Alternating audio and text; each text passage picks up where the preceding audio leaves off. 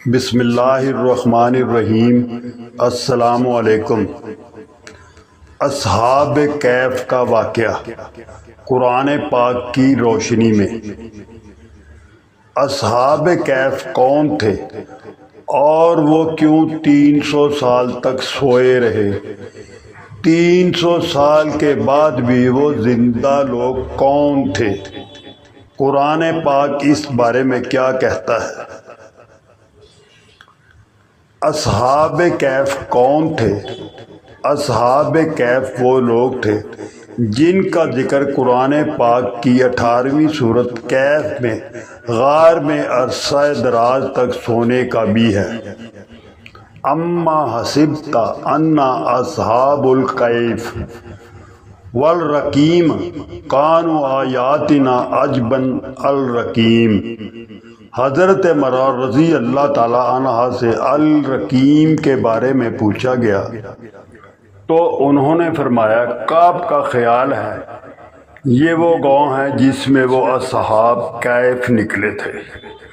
حضرت مجاہد نے کہا ہے الرقیم سے مراد وادی ہے، اور حضرت صدی نے کہا ہے کہ رقیم سے مراد وہ چٹان ہے جو اس غار پر تھی، اور ابن زید نے کہا ہے الرقیم وہ کتاب ہے جس کا حکم اللہ تعالیٰ نے ہم پر غالب کر دیا، لیکن اس واقعہ کی ہمارے سامنے وضاحت نہ کی۔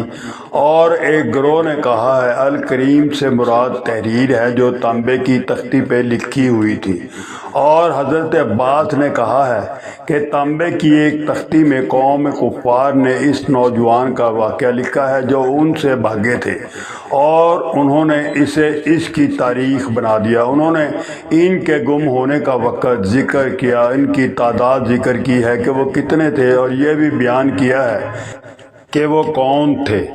انہوں نے کہا ہے رقیم تانبے کی ایک تختی ہے جس میں ان کے اسمائے، ان کے نسب، ان کا دین، جس سے بھاگے تھے، سب لکھا ہوا ہے۔ ابن عطیہ نے کہا ہے ان روایات سے ظاہر ہوتا ہے کہ وہ ایسی قوم سے تھے جو واقعات حوادث کی تاریخ لکھتے تھے، اور مملکت کی فضیلت ہے اور یہ مفید کام ہے۔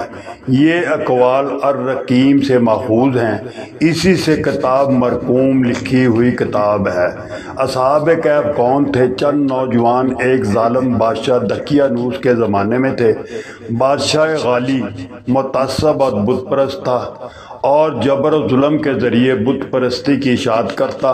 ان نوجوانوں نے سچا دین قبول کر لیا۔ ان نوجوانوں کا تعلق اونچے گھرانوں عمائدین سلطنت سے تھا۔ حق تعالیٰ نے ان کو ایمان کی دولت سے نوازا تھا۔ یہ نوجوان کس مذہب پر تھے؟ اس میں علماء کا اختلاف ہے۔ بعض کا خیال ہے کہ دین مسیح پر تھے، لیکن علامہ ابن کثیر مختلف قرائن سے اس بات کو ترجیح دی ہے کہ اصحاب کہف کا قصہ مسیح علیہ السلام سے پہلے کا ہے، مگر صحیح اور رجحی بات ہے کہ یہ واقعہ پہلی صدی عیسوی کا ہے۔ غرض کہ ان نوجوانوں کو شاہی دربار میں طلب کیا گیا۔ ان نوجوانوں نے جھجک بغیر کسی خوف و ہراس کے ظالم بادشاہ کے روبرو اپنے ایمان کا اعلان کیا اور اپنی ایمانی جرأت سے لوگوں کو حیران کر دیا۔ ارشاد ربانی ہے اور ہم نے ان کے دل اس وقت مضبوط کر دیے جب وہ دربار میں بادشاہ کے روبرو جواب دہی یا دعوت دین دینے کے لیے کھڑے ہوئے تھے، تو انہوں نے اپنے پروردگار سے یوں دعا کی اے ہمارے پروردگار، تو ہی ہے جو آسمانوں اور زمینوں کا پروردگار ہے۔ ہم تجھ کو چھوڑ کر کسی غیر کی بندگی نہیں کریں گے، اور اگر ہم ایسا کریں تو یقیناً ہم بہت بیوقوفوں والی بات کرنے والے ہوں گے۔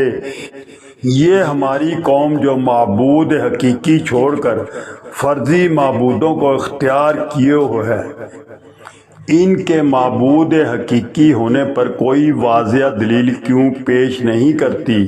لہذا اس سے بڑا ظالم اور کوئی ہو ہی نہیں سکتا جو اللہ پر بہتان باندھے اور اس کی ساری بادشاہی ہے۔ نوجوانوں کی یہ بات سن کر بادشاہ کو ان کی نوجوانی پر کچھ رحم آیا، اور سب سے اہم بات یہ کہ وہ عمائدین سلطنت اور بڑے گھرانوں کے چشم و چراغ تھے، اسی لیے یک لخت ان پر ہاتھ ڈالنا خلاف تھا، اس لیے ان کو چند روز کی مہلت دے دی تاکہ وہ اپنے معاملے میں غور کریں۔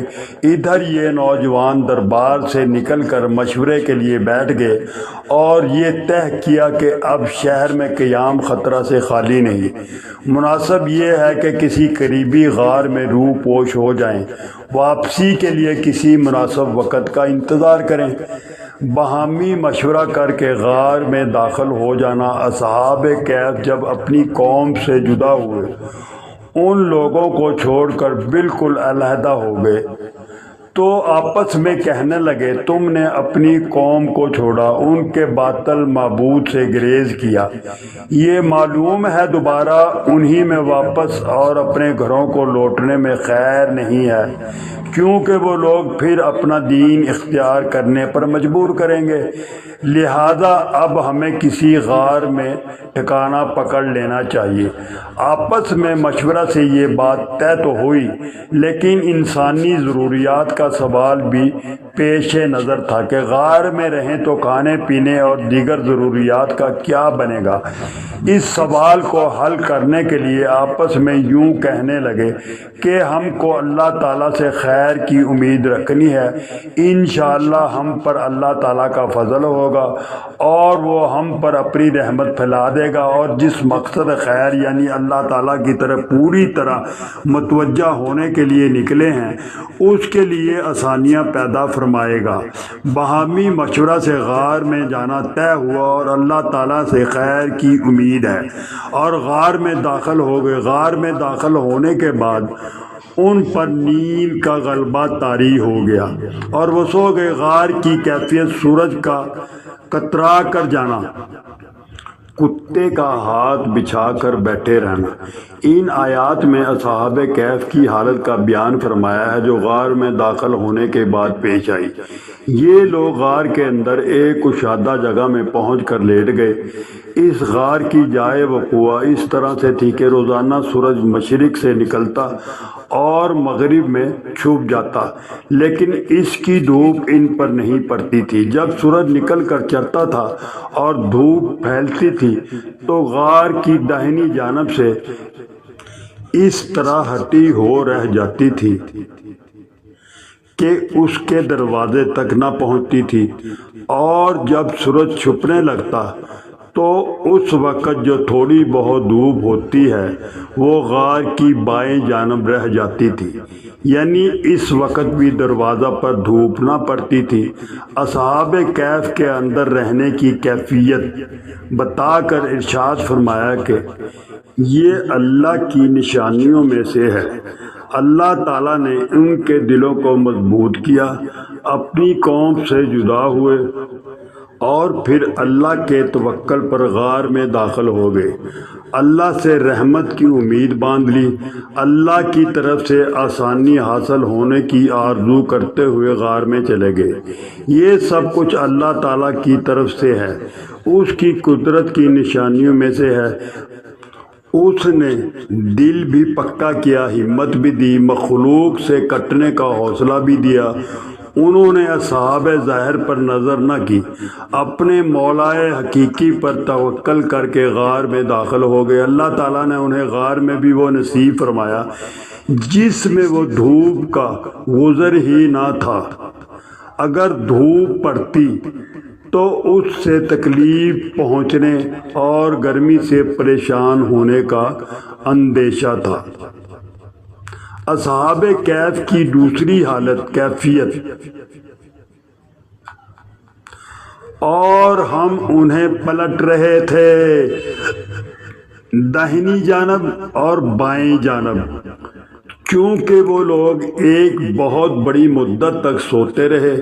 ان کے جسم زمین ہی سے لگے ہوئے تھے، لہذا زمین کے اثر سے محفوظ کرنے کے لیے اللہ تعالیٰ ان کی کروٹیں بدل دیتا تھا، جس کی وجہ یہ اگر زمین سے کوئی چیز عرصہ دراز تک لگی رہے، خاص کر گوشت پوشت والا جسم، تو وہ اسے کھا جاتی ہے۔ اللہ تعالیٰ کو یوں بھی قدرت ہے کہ الٹ پلٹ کیے بغیر ان کے اجسام کو محفوظ فرماتا، لیکن حکمت کا تقاضا یہ تھا کہ ان کی کروٹیں بدل دی جائیں۔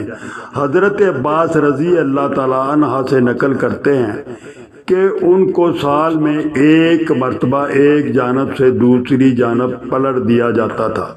حضرت ابو ہریرہ رضی اللہ تعالیٰ عنہ نے فرمایا کہ سال میں 2 بار ان کو داہنی جانب سے بائیں جانب اور بائیں جانب سے دائیں جانب پلٹ دیا جاتا۔ رسول اکرم صلی اللہ علیہ وآلہ وسلم سے اس کے بارے میں کوئی چیز مروی نہیں۔ حضرت صحابہ رضی اللہ عنہ سے جو کروٹیں بدلنے کی مدت کے بارے میں جو کچھ مروی ہے بظاہر اسرائیلی روایات ہیں۔ اس واقعہ کے بعد شہر والے اصحاب کہف کی بزرگی تقدس کے قائل ہو گئے۔ اب ان میں اس بات میں اختلاف ہوا کہ ان کی یادگار کے طور پر غار پر کیا بنایا جائے۔ کچھ لوگوں کا خیال تھا کہ غار کے پاس کوئی یادگاری عمارت تعمیر کی جائے کہ جو لوگوں کے لیے تفریح گاہ بھی ہو اور ان بزرگوں کے لیے یادگار بھی، اور کچھ لوگوں کا خیال تھا کہ ایک مسجد تعمیر کر دی جائے تاکہ زائرین کے لیے سہولت ہو اور ان اہل اللہ کو اجر بھی پہنچے۔ مسئلہ اگر کسی نیک آدمی کی قبر پر زائرین بکثرت سے آتے ہوں تو ان کے قیام اور نماز اور نیز دیگر سہولتوں کے لیے قریب میں مسجد بنانا جائز ہے، بشرط یہ وقف قبرستان میں نہ بنائی جائے۔ اور جن احادیث میں انبیاء کی قبروں پر مسجد بنانے پر لعنت آئی ہے، ان سے مراد خود قبروں کو سجدہ گاہ بنانا جو بلا نفاق شرک و حرام ہے۔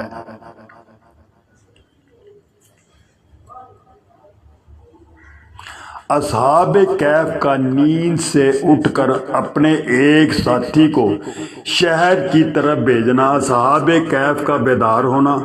تفسیر قرطبی میں مختصر قصہ اس طرح لکھا ہے: جس بادشاہ کے عہد میں اصحاب کہف شہر سے نکلے تھے ان کا نام دقیانوس تھا اور ظالم اور مشرک تھا۔ وہ مر چکا تھا، اس پر صدیاں گزر چکی تھی۔ جس زمانہ میں اصحاب کہف بیدار ہوئے تھے شہر میں اہل حق کا قبضہ تھا۔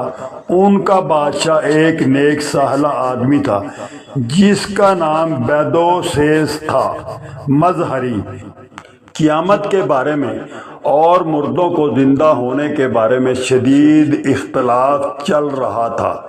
ایک فرقہ اس بات کا قطعاً منکر تھا کہ جسم کے گلنے سڑنے اور ریزہ رضا ہو جانے کے بعد پھر دوبارہ زندہ ہو جائے گا۔ بادشاہ ان گمراہ لوگوں کے بارے میں بہت فکر مند تھا کہ کس طرح ان کے شکوک دور کیے جائیں۔ جب کوئی تدبیر کارگر نہ ہوئی اس نے ٹاٹ کے کپڑے پہن کر اور راہ کے ڈھیر پر بیٹھ کر اللہ تعالیٰ سے عاجزی کے ساتھ التجا کی کہ خدایا آپ ہی کوئی ایسی صورت پیدا کرے کہ ان لوگوں کا عقیدہ درست ہو جائے اور یہ راہ راست پر آ جائیں۔ اللہ تعالیٰ نے بادشاہ کی دعا کو شرف قبولیت بخشا اور اس کی صورت یہ ہوئی کہ اصحاب کہف بیدار ہوئے۔ بیدار ہونے کے بعد انہیں یہ بحث چھڑ گئی کہ ہم کتنی مدت سوئے۔ کوئی کہتا کہ 1 دن سوئے ہیں، دوسرا کہتا کہ 1 دن سے بھی کم سوئے ہیں۔ بحث نے جب طویل پکڑا تو ان میں سے ایک شخص نے کہا اس فضول بحث کو چھوڑو اور کام کی بات کرو، بھوک لگ رہی ہے لہذا کچھ کھانے پینے کی بات کرو۔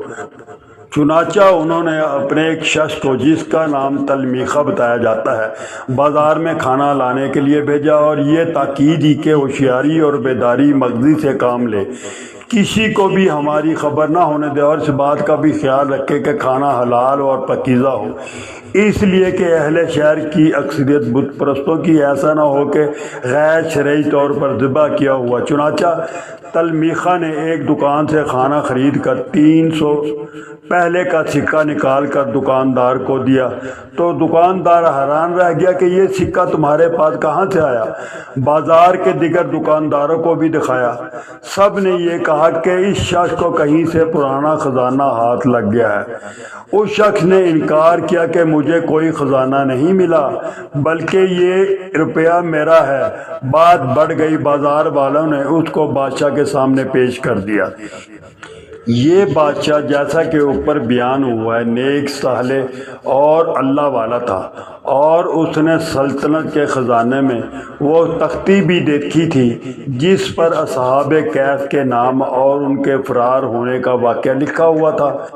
بادشاہ نے اس تختی کی روشنی میں حالات کی تحقیق کی تو اس کو اطمینان ہو گیا کہ یہ انہی لوگوں میں سے ہے۔ بادشاہ نے کہا، میں تو اللہ سے دعا کرتا تھا کہ مجھے لوگوں سے ملا دے جو دقیانوس کے زمانے میں اپنے ایمان بچا کر بھاگے۔ بادشاہ اس سے بہت خوش ہوا اور کہا، شاید اللہ تعالیٰ نے میری دعا قبول فرما لی ہے، اور اس شخص سے کہا کہ ہم کو اس غار پر لے کر چلو جہاں سے تم آئے ہو۔ بادشاہ ایک بڑے مجمع کے ساتھ غار پر پہنچا، اور جب غار کے قریب آیا تو تلمیخہ نے کہا، آپ ذرا ٹھہرے، میں جا کر اپنے ساتھیوں کو حقیقت حال سے خبردار کر دوں تاکہ وہ گھبرا نہ جائیں۔ تلمیخہ نے غار میں جا کر ساتھیوں کو تمام حالات سنائے کہ اب بادشاہ مسلمان ہے اور قوم بھی مسلمان ہے، وہ سب ملاقات کے لیے آئے ہیں۔ اصحاب کہف اس خبر سے بہت خوش ہوئے اور بادشاہ کا استقبال کیا۔ پھر وہ اپنے غار میں واپس چلے گئے۔ اکثر روایات میں یہ ہے کہ جس وقت اس ساتھی نے غار میں پہنچ کر باقی حضرات کو یہ پورا واقعہ سنایا، اس وقت سب کی وفات ہو گئی، بادشاہ سے ملاقات نہ ہو سکی۔ ایک روایات میں یہ بھی ہے کہ ملاقات کے بعد اصحاب کہف نے بادشاہ اہل شہر سے کہا، اب ہم آپ سے رخصت چاہتے ہیں، اور غار کے اندر چلے گئے۔ اس وقت اللہ نے ان کو وفات دے دی، واللہ عالم۔ بہرحال جب اہل شہر کے سامنے قدرت الہی کا یہ عجیب واقعہ ظاہر ہو گیا تو سب کو یقین ہو گیا جس ذات کی قدرت میں یہ داخل ہے کہ 300 سال تک انسانوں کو بغیر غذا اور دیگر سامان زندگی کے زندہ رکھ سکتا ہے، اور طویل عرصہ تک سلانے کے بعد پھر صحیح سالم کبھی اور تندرست اٹھا سکتا ہے، تو اس کے لیے کیا مشکل ہے کہ مرنے کے بعد بھی ان کو مائع جسم کے زندہ کر دے۔ اس واقعہ سے ان کے انکار کا سبب دور ہو گیا کہ حشر اجساد کو مستبعد اور خارج از قدرت سمجھتے تھے۔ اب معلوم ہوا کہ مالک الملکوت کی قدرت کو انسانی قدرت پر قیاس کرنا خود جہالت ہے۔ اس کی طرف سے اس آیات میں اشارہ آیا ہے، لِيَعْلَمُ أَنَّ وَعْدَ اللَّهِ حَقٌّ وَأَنَّ السَّاعَةَ لَا رَيْبَ فِيهِ۔ اس واقعہ کے بعد شہر والے صحاب کہف کی بزرگی اور تقدس کے قائل ہو گئے تھے۔ اب ان میں اس بات پر اختلاف ہوا کہ ان کی یادگار کے طور پر غار پر کیا بنا جائے۔ کچھ لوگوں کا خیال تھا کہ غار کے پاس کوئی یادگاری عمارت تعمیر کر دی جائے جو لوگوں کے لیے تفریح کا بھی ہو اور ان بزرگوں کے لیے یادگار بھی۔ کچھ لوگوں کا خیال تھا کہ ایک مسجد تعمیر کر دی جائے تاکہ زائرین کے لیے سہولت ہو اور ان اہل اللہ کو اجر بھی پہنچے۔ مسئلہ اگر کسی نیک آدمی کی قبر پر زائرین بکثرت آتے ہوں تو ان کے قیام نماز نیز دیگر سہولتوں کے لیے قریب میں مسجد بنانا جائز ہے، بشرطیہ وقف قبرستان میں نہ بنائی جائے۔ اور جن احادیث میں انبیاء کی قبروں پر مسجد بنانے پر لعنت آئی ہے، ان سے مراد خود قبروں کو سجدہ گاہ بنانا ہے، جو بلا نفاق شرک و حرام ہے۔ غار میں سونے کی مدت صورت کہف کی 25 آیات میں جو غار میں سونے کی مدت 309 سال بتاتی ہے، ظاہر نقص قرآن سے بھی یہی ہے کہ یہ بیان مدت حق تعالیٰ کی طرف سے ہے۔ ابن کثیر نے اس کو جمہور مفسرین سلف خلف کا قول قرار دیا ہے۔ مگر حضرت قتادہ سے اس میں دوسرا قول یہ بھی نقل کیا ہے کہ یہ 309 سال کا قول بھی انہی اختلاف کرنے والوں میں سے بعض کا قول ہے۔ اللہ تعالیٰ کا قول صرف وہ ہے جو بعد میں فرمایا، یعنی کیونکہ پہلا قول 309 کے متعین کرنے کا اگر اللہ کا کلام ہوتا تو اس کے بعد اللہ عالم بما لبثوا کہنے کا موقع نہ تھا، مگر جمہور مفسرین نے فرمایا کہ دونوں جملے حق تعالیٰ کا کلام ہیں۔ پہلے میں حقیقت واقعہ کا بیان، دوسرے میں اس سے اختلاف کرنے والوں کو تنبیہ ہے کہ جب اللہ تعالیٰ کی طرف سے مدت کا بیان آ گیا تو اب اس کو تسلیم کرنا لازم ہے۔ وہی جاننے والا ہے، محض تخمینوں اور راویوں سے اس کی مخالفت بے عقلی ہے۔ یہاں ایک سوال یہ پیدا ہوتا ہے کہ قرآن کریم نے بیان مدت میں پہلے 300 سال بیان کیے ہیں، اس کے بعد فرمایا کہ ان 300 پر 9 اور زیادہ ہو گئے، پہلے ہی 309 سال نہیں فرمایا۔ ان کا سبب حضرت مفسرین نے لکھا کہ یہود و نصارہ میں چونکہ شمسی سال کا رواج تھا، اس کے حساب سے 300 سال یہ ہوئے ہیں، اور اسلام میں رواج قمری سال کا ہے۔ قمری حساب میں ہر 100 سال پر 3 سال بڑھ جاتے ہیں، اس لیے 300 سال شمسی پر قمری حساب سے 9 سال مزید بڑھ گئے۔